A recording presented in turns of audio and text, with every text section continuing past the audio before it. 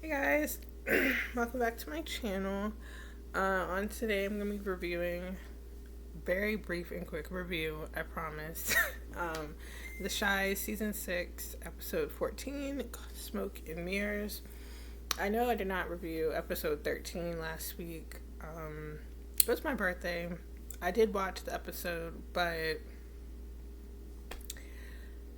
I had to work all this week. I did 60 hours, and I was just like, I didn't really feel like it was much to review, anyways. So yeah, I did, watch the episode this week, and was like, all right, let me do a review for this week. Get caught back up, you know. With last week's episode, we lost, unfortunately, Alonzo, which was confirmed this week. With Alicia talking to the judge, about the unfortunate passing of Alonzo.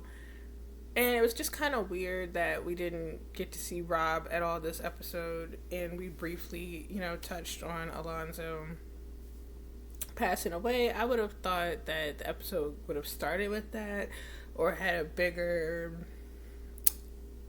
a little bit more flow. Like, it would have picked up where we left off last week. But unfortunately, it did not. It was just like with a whole bunch of people and a whole lot of different things going on in this episode.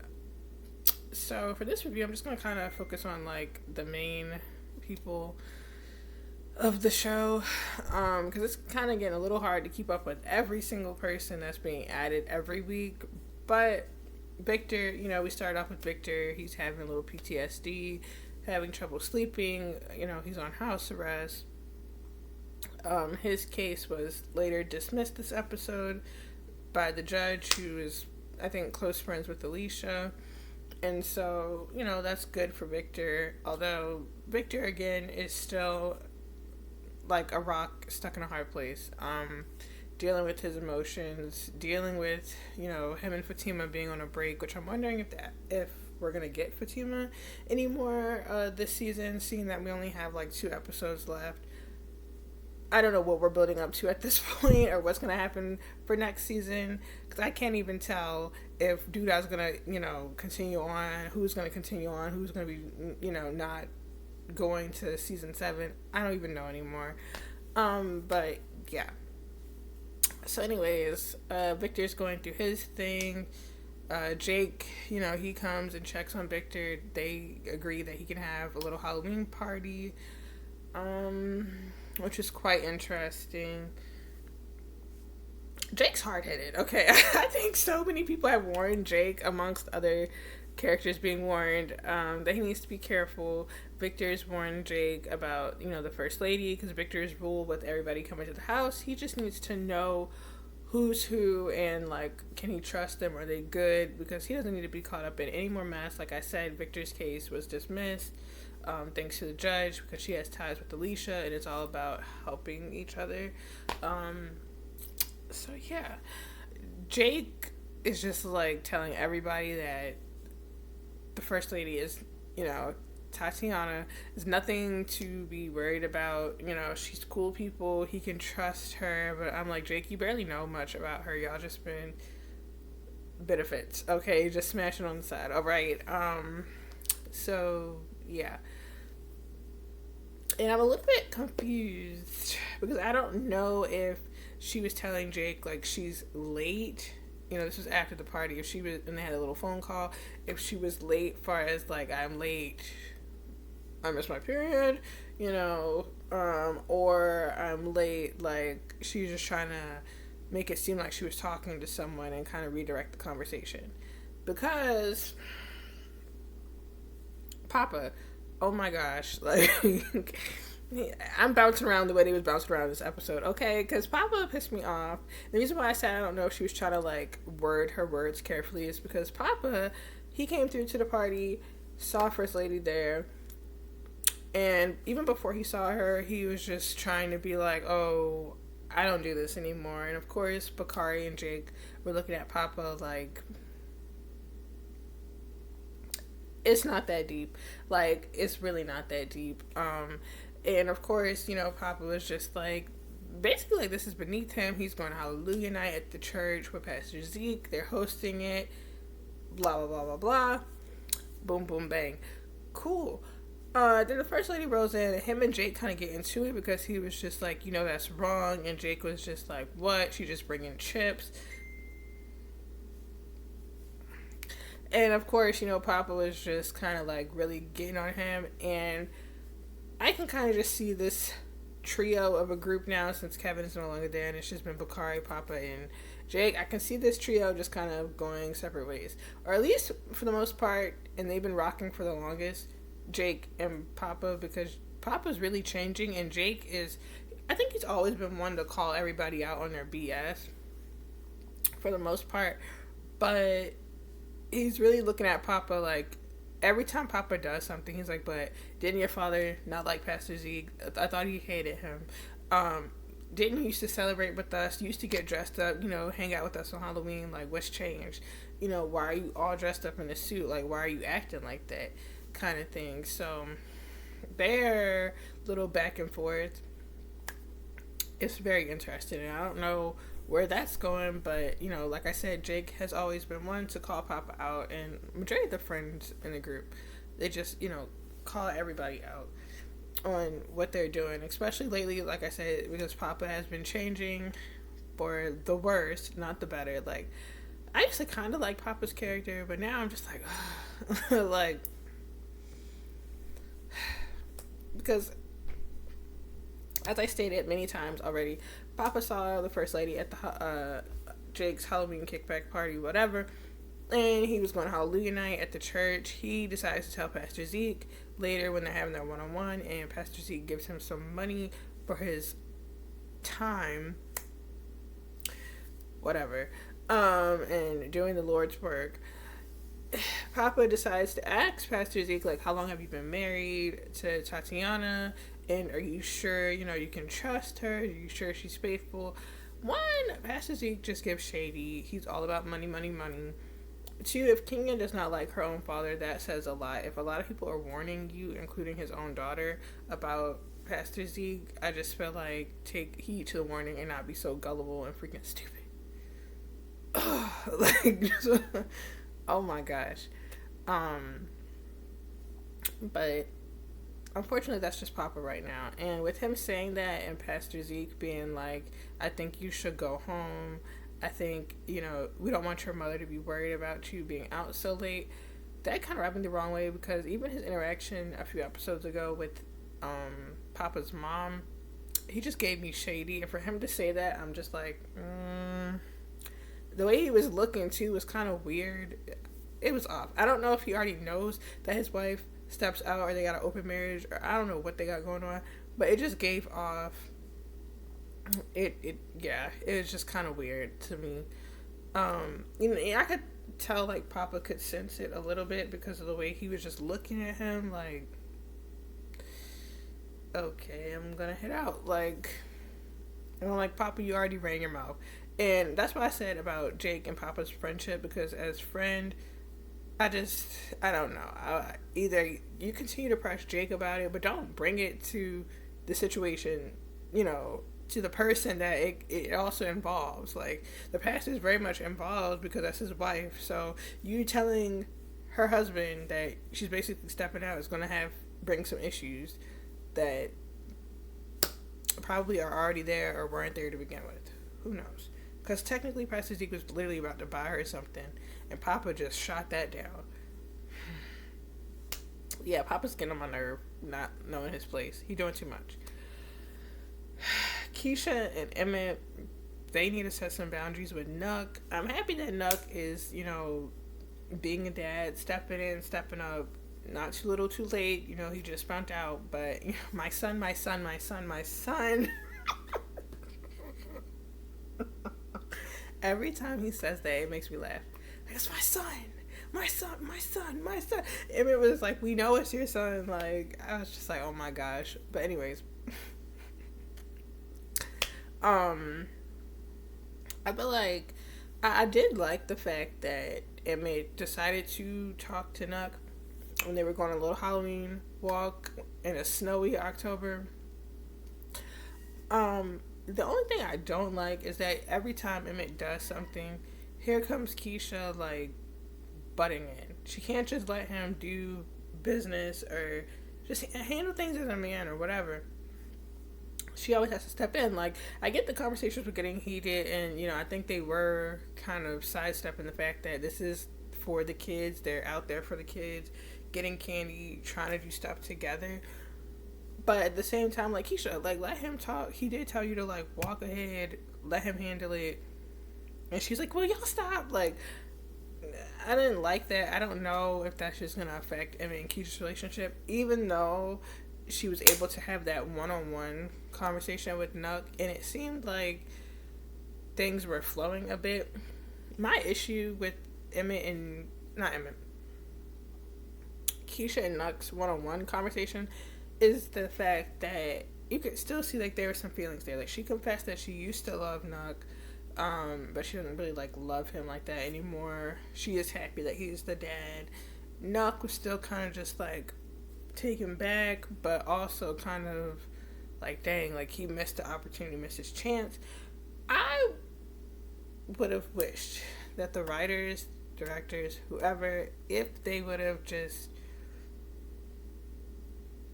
not had this be all over the place, because it's all over the place. That's why I was just like, I didn't care about reviewing it last week. It was my birthday, but also like I watched it and was like, and I watched this week's and I was like,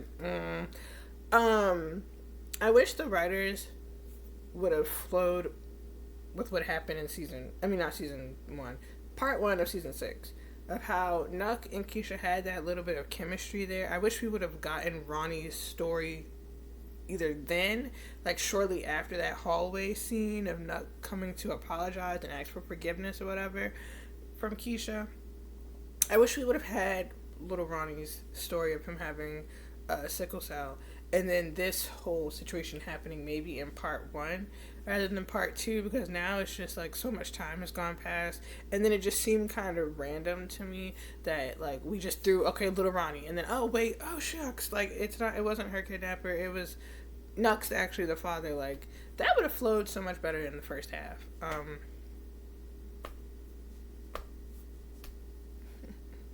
I don't know where we're going at this point. I'm just on for the ride.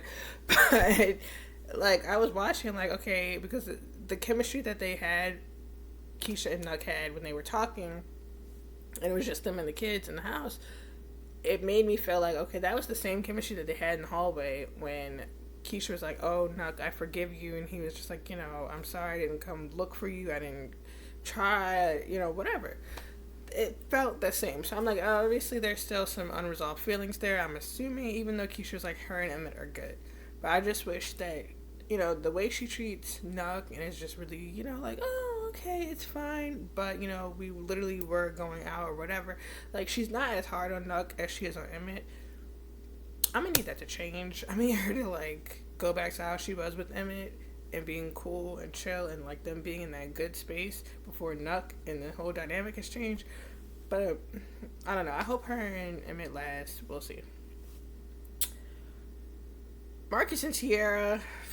This is not middle school. Like, I'm pissed off at Marcus because I'm like, okay, how do you go from wanting Tiara at one point to not wanting her anymore? Doesn't make sense to me at all. Like, I'm confused. And the reason why I say it's not middle school is because, like, just because your friends and your homeboys are back outside,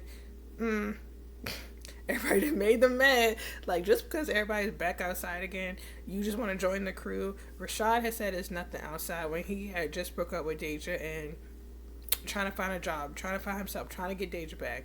The streets was not, no, it's not it.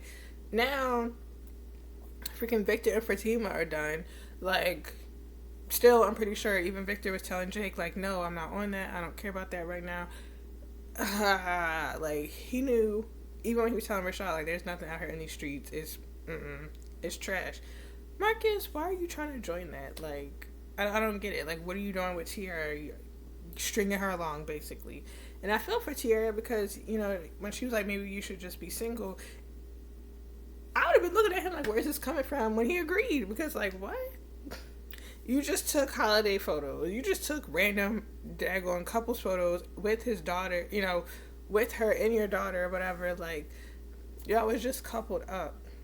What changed? Like, I don't know. That kind of, I'm like, dang, is Tierra not gonna be on the show anymore? Like, that just kind of rubbed me the wrong way as well. Like, sorry, I keep rolling my eyes, but that just kind of like took me by surprise, but not really, because like off of last episode when, might have been the episode before that, but they had the little men's group and they was talking about the photos and everybody's like, do you love her? And he was just seeming hesitant. I'm like, then why are you playing with her? Like, there's nothing out here. Like, who are you gonna go to next? I don't get that. And if he is scared, you need to have a conversation. It's not middle school. Like, I'm kind of pissed about the idea. I really wasn't expecting them to really break up, so to say. I thought things were going good, but I just think it's Marcus. Who knows what happens next? And I wonder what Gemma would do if, Tierra is really not around, because that was like her sole source of like advice and just everything, like girl talk and Jake and Brittany and her dad, like just different things. So now I wonder what's going to happen, especially because I'm pretty sure Gemma's gotten used to Tierra being around for this whole long period of time. So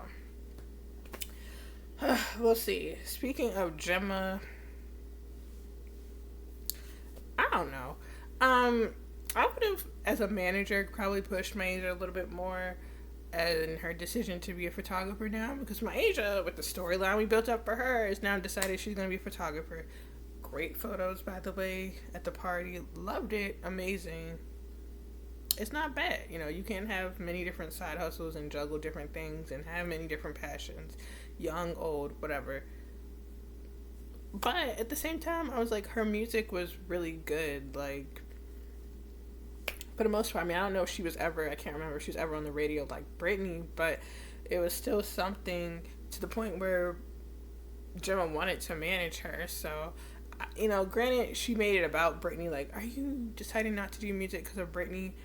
But at the same time, I'm like, so are we not just going to get any more music from Maisha? Like, what is she going to be doing now? It kind of reminds me of Lene, one of the characters that I really gotten so used to and I really like a lot. Like, I like all the characters, especially the kids. As Jake say, we're not kids, we're grown. But I got used to all of them, and just not seeing some of them a lot is just like, like, where are we going with this? Because I remember when we met Lene, like I said, it's kind of like Maisha now with just dropping stuff and doing something else. Lene, granted, she is in school now, but when we met Lene via Kevin, and that whole situation of her brother Jamal, she was a gamer. Like, she was really good at it, and she was the one that introduced Kevin to gaming. So now I'm just like, does she not game anymore? Like, that would be cool to see, like, some of her interests. Not saying, like, her and Bakari are not cool, because I'm team Benet. I love watching them on screen. It's beautiful. But I would also like to see more of her on screen and just, like, her interest, too, with, like, gaming or anything. Like, we haven't really seen her a lot. Same way with Jamal, we haven't seen him a lot. For some reason, we saw, Dom, but that was just last week's episode. Like, and of course, we probably know she's not going to be on the rest of the season, so I'm assuming. But it's like, I would like to see more of Lene and her interest. Granted, we know she's Bakari's girlfriend. We know she's supportive of him. But I want to see, like, oh, Lene back at gaming or something that she loves to do.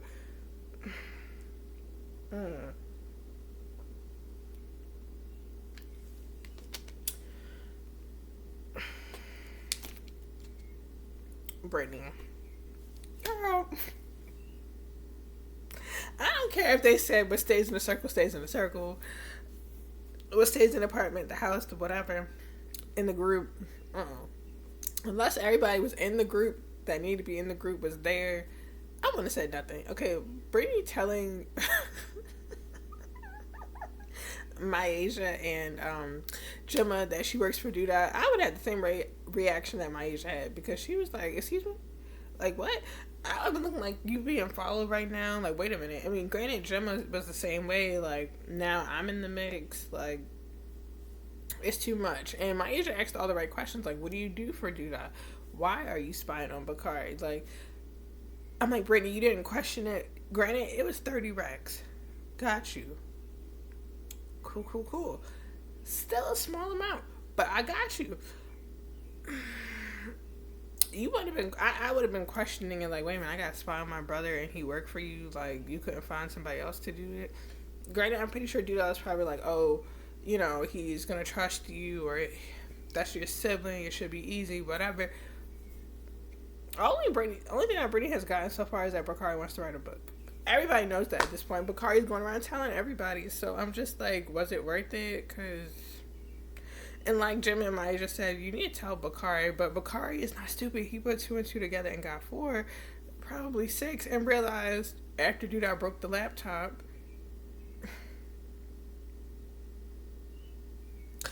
after, you know, he pulled up on Duda asking for a laptop, even before he broke the laptop, my bad, y'all, that somebody told him that he was writing a book. So it's just like, Brittany, I'm pretty sure he knows. He's probably just waiting on you to tell him. But at the same time, I don't even think he cares for you to tell him, because the way he was acting at the party was just like, get out of my face.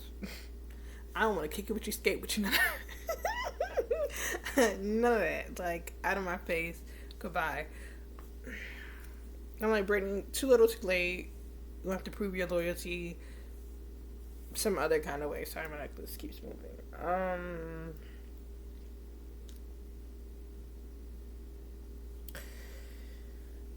Darnell, I don't know. I'm moving around because the episode bounced around, but Darnell and Damien, and I don't know if the guy's name is Keith. I'm not sure. I need to go back and double check. Probably am wrong, but Jackie Long. Okay, Jackie Long's character, because he's a part of the show now. The corner store robbery. I'm like, dang it, Damien. I'm like, dang, everybody just got a little passed on the show or whatever. Like, either they connected to do that, or they doing something, or they have done something that's just stupid.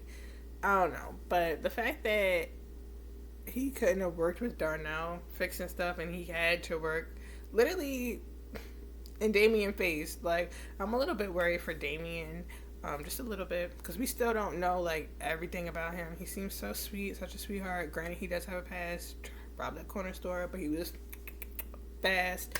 I don't know. Okay, I don't know how that's gonna work. I hope something doesn't happen to him, because granted, like I said, I liked Alonzo, and they took Leon right on up out of here, and I got so excited for Leon. And so I just hope that Brett Gray, aka Damien, lasts at least up until season 7, or the whole season 7. I don't even know. I just hope he goes into the next season, because that would suck. I don't trust Keith, especially like with his relationship with Damien. I don't know what's gonna happen with that, but I'm like, I hope nothing happens to Darnell, because there's only but so many times you can look out. And the fact that Emmett laughed at, you know, when he found out about Damien's past, I'm like, Emmett, you're about the dumbest of dumbest right now. Like, you're dealing with Keisha and Nuck. You got ties with Duda and Alicia, and you're just not good at making decisions. And you were supposed to unalive Duda, and you and Rob missed. Like, now you gotta look over your back. It's just, you up there, and then it's Damien. Like, you don't have no room to laugh. So, I don't know. Speaking of Alicia, like I said, she has ties. Rashad, I'm gonna have to pray for Rashad too. I don't know where we're going with Rashad's storyline, but I don't like it. I don't like the fact that he is just, for like the second time now, snapping at Victor, forgetting where he's come from. Like, you and Victor grew up together, and not only that, like Victor said in the kitchen, he's helped him so much. And everybody keeps, this episode, everybody threw a little bit of something in somebody's face, for the most part. Like, Rashad threw in Victor's face that he was on house arrest. Like, you need me. You need Alicia. Even though Victor's like, I don't want Alicia help. Like, I don't want to do that help. I don't want Alicia help. I don't want nobody help. Like, granted, Alicia did get Victor off house arrest, got the case dismissed, etc. But still, like, I just don't like Rashad's attitude. Like, I feel like if Alicia were to drop him right then and there, he'd be probably running back to Victor. And he would be running back to Victor with his tail between his legs. Like,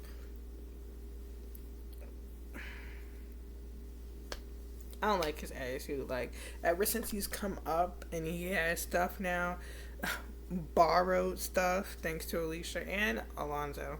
Um, his attitude is so like disgusting to me now. I don't like it.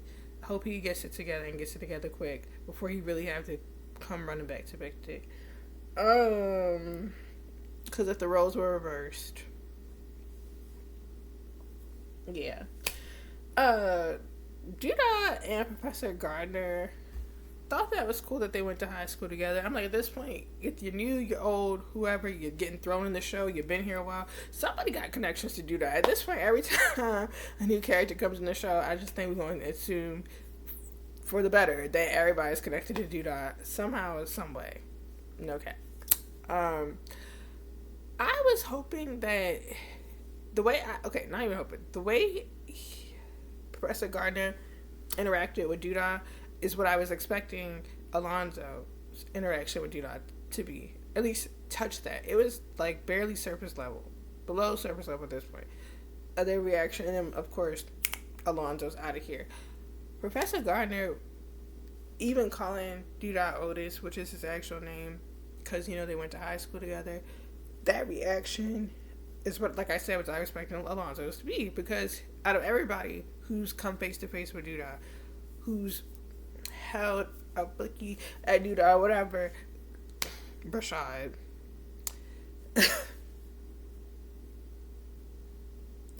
Nobody has shaken Duda up yet. Nobody has shook the tables except for Professor Gardner, to the point where you could see something like kind of go off in Duda, where the only thing he could tell him to do is get out, and to tell him that he is always going to be that bully in the leather jacket, a guy with charisma and this and that, but no home. Like, you have all these things but nothing to show for it. That's deep. It's sad and it's deep, and he's only doing recycling who he is through these young men who also don't have a home or any place to be, and just throwing money at them and just thinking, okay, as he called Bakari a soldier, like, that's all they are to him, is just soldiers. They're with him for now and then they're basically at his disposal.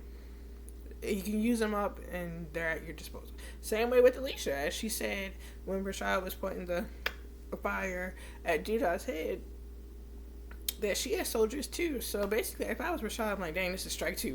You're already wearing Alonzo's leather jacket, and take it to the dry cleaners or something, or buy your own. And two, like, you're at her disposal. Basically, you're her soldier. Like, you're dating her, yeah, but you're working for her necessarily. Like, so she can use you, pick you up, drop you, whatever, whenever she wants to. And I do feel like, again, I also feel for Bakari.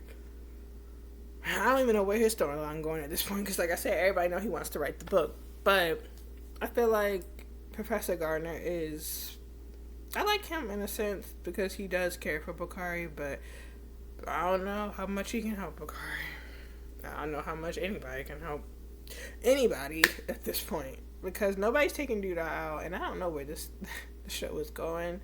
I'm trying to keep up, but yeah, I don't know where we're going. We got so many new people, so many different things going on. I don't know. But all I could say is Emmett, Keisha need to get together, set boundaries with Nuck. Victor, still gonna be praying for him because he been going through this whole season. But nobody's listening. I don't even know at this point. Like, it's like Power. Like, who took out Ghost? When everybody was like, who's gonna go in Power? At the end of the original Power in season 6, and it was everybody trying to figure out like who was gonna go or who took out Ghost, which person. I don't even know at this point who's gonna take out Duda. I mean, I still want to put a strong bit of faith in Bakari because the laptop, him not being able to write the book, and just so many different things. That's the only way for him to be free from Duda. But at the same time, like Bakari said, once you take out Duda, you become him. That's a lot on somebody that's young, and that's just a lot in general. So, we'll see. I don't even know, because so many people, like I said, have been in front of Duda, but nobody's actually done anything substantial. Anyways, yeah. So that's pretty much like all I had to say for this episode. It wasn't too much to really get into. It's a lot of characters. I'm not really going to deep dive on every single part of this, just like the most important parts, for the most part. But yeah, please don't forget to like, comment, and subscribe to my channel. Keep tuning in every week. I'm gonna try to have these videos out every week. It was just last week I took a little break. I'm about to go review Power Book 2 Ghost Season 4. Doing episode 2 because I didn't get to, do episode 1. But yeah, thank you so much for tuning in. Stay locked in, stay focused. Hope everybody has an awesome week. And yeah, I'm out.